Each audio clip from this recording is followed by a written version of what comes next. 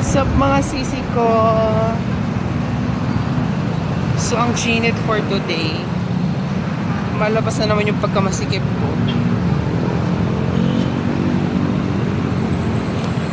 So, andito tayo ngayon mga sisi ko. Pupunta tayo sa mga hacienda ko. Since marami akong hacienda dito, so pupunta ko sa hacienda. Ang init, Diyos ko, mga sisi ko, umiiyak na yung kilikili ko. Ayoko lang itaas.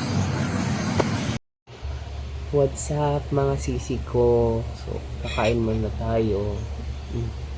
Kita niyo yung pagkain ko. Ba, diet ako ngayon mga sis. Papasikip ako. Kain muna ako guys.